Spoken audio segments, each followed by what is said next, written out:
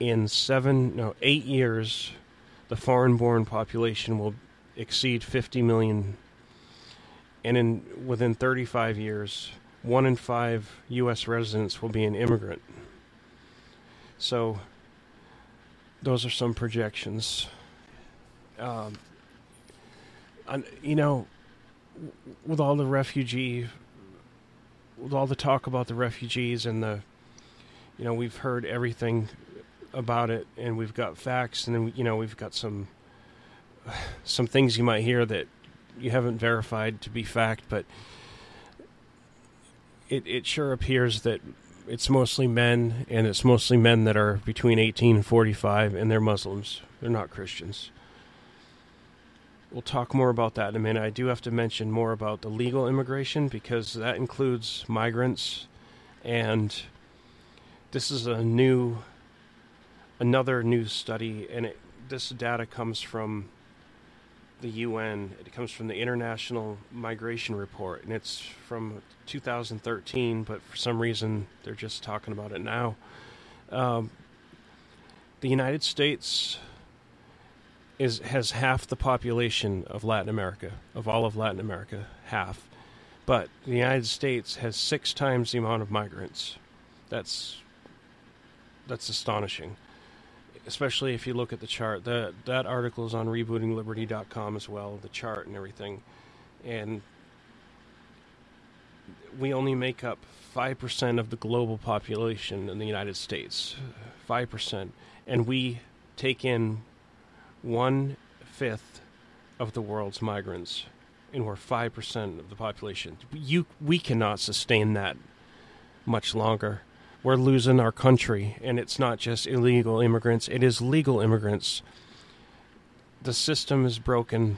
The rule of law is not, they're not enforcing the laws on the books, and it's a circus, and nothing will be done about it unless we put a lot of people in office. I mean, even any of them help. I mean, each election cycle, if we can replace 5 of them, eventually, if those 5 that we put in don't turn evil after 2 terms, that's what happens. They go to D.C. and they forget who they were when they came out of the local or state level, or the private sector. Whatever they're doing, they change when they get there. So it seems hopeless, but we have to fight. We have to keep fighting. I'm going to take a quick 2-minute break, play some Sheriff Clark. The country that we understood at its founding is under siege. It's under siege by a cabal that would transform us into something other than what the founding fathers wanted for every generation that followed. Our liberty is under siege by people like former New York Mayor Michael Bloomberg and his group, Mayors Against the Second Amendment, of which the mayor of Milwaukee, Tom Barrett, proudly proclaims to be a founding member. This group of tyrants wants to disarm us. They want to deny you and me our freedoms guaranteed under the Constitution of the United States. The right of the people to keep and bear arms shall not be infringed. Keep your hands off our guns, damn it. My fellow patriots, I've had it, and I'm tired of seeing the Second Amendment treated like the bastard child of the Bill of Rights. I'm tired of seeing courts of law and liberal congressional and state legislators contort the meaning of the right to keep and bear arms into a definition so limited that we don't even recognize it. I'm tired of law-abiding citizens like you being viewed by leftist government officials as clingers, bloodthirsty, racists, and extremists. I know you better than that. These people know that the first step toward putting us back into subservience to government is to disarm us, and that's why they fear you, because you possess the means under the Bill of Rights, the Second Amendment, to keep government in check.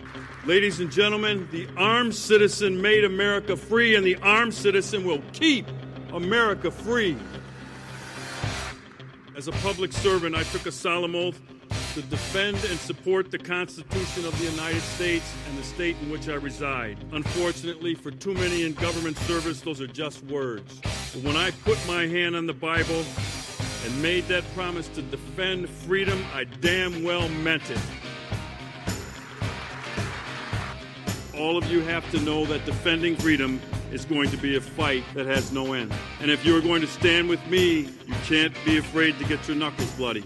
If you're going to stand with me, you have to be willing to resist any attempt by government to disarm law-abiding people by fighting with the ferociousness of a junkyard dog. Thank you. God bless you, and may God continue to bless the United States of America. Thank you very much. God bless America. We need more Sheriff Clarks. You can hear Sheriff Clark on the Blaze now. He's got a podcast. I think he may even do... Yeah, he does live radio. A couple weeks ago, he sat in for Hannity, too. He tells it like it is. We need more of him. Okay, one thing about... I glossed over the vets too quick, and I forgot. I'm sure you've seen these statistics, but I'm going to just mention them again. We were hearing a lot about veterans not being treated, and their applications were backing up, and people were dying, waiting. So a couple of weeks ago, the Inspector General for the VA confirmed all the numbers. 867,000 have applications pending, waiting for care, and 307,000 veterans have died while waiting for the VA to process their applications to get medical treatment. It's disgusting. It's shameful. What kind of a country are we? They don't even... It's absolutely backwards. Now, the VA does not even have any protocol for getting these done. They don't have timelines. They don't have deadlines. So it's like a circus in there. The Inspector General report actually confirmed that they have no guidance, no timelines. There has to be accountability, and it's not happening. Nobody's getting in trouble, and the vets continue to suffer, and it's not getting better. So I wish there was something we could do while the president is he's done basically nothing. He has a public service campaign, a public awareness campaign to help people become legal immigrants. You know, and that costs time and money and resources. And he could be doing things like that for veterans. Doesn't do anything for veterans. He has disdain for the military all across the board.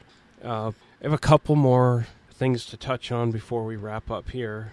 I'll end on a good note, but there's one more story that kind of pissed me off. And, of course, it has to do with the president and his preference to Muslims and his preference to other special interests like LGBT. And recently the State Department created a special envoy. Not recently, actually in February, they created a special envoy for LGBT rights. So it's like a task force they put together, and to take action. Now, before I go on to the next part of it, take note that Christians, it's well known that Christians are being slaughtered for 13 months. They've been it's been longer than that, but as far as when ISIS was putting out a lot of propaganda and images, and then, it started being publicized more. So that was February of 2015. He did that for LGBTQ. Now in March, April, May, June, all these months pass up to September. In September, he created a special envoy for Christians in the Middle East. So he chose to do that in February for LGBTQ and let the Christians be slaughtered for months when he should have been acting on that. I don't know who would disagree with me, except, well, actually I do. Yeah, there's a lot, but it's just wrong. So the State Department does this a lot. They create these special envoys for different things, and Christians, genocide is not a priority for this administration. It's not important to them, and it just goes on and on. So on a better note, there was a victory in federal court this week. A federal appeals court struck down parts of a D.C. gun registration requirement. So some liberty was gained. Some liberty was actually taken back because they've been trying to clamp down. And there's a long article from the Washington Times about that, detailed, and that's also posted through rebootingliberty.com. Thank you for listening. This is a new show, and it's being developed, and eventually it'll be on K98 Talk. We'll be having guests. We'll be doing different things.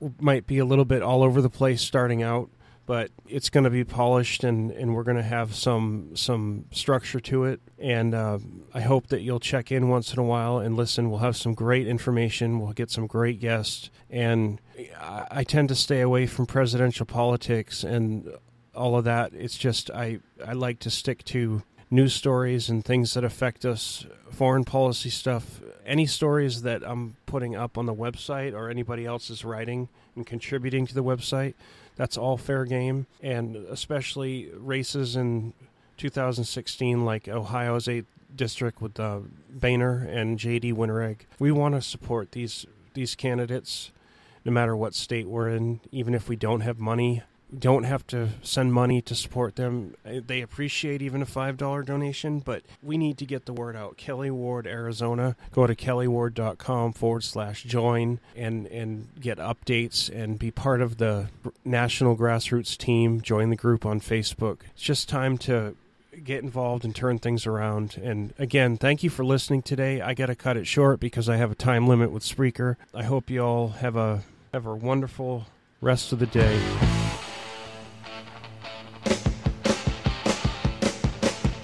Resist.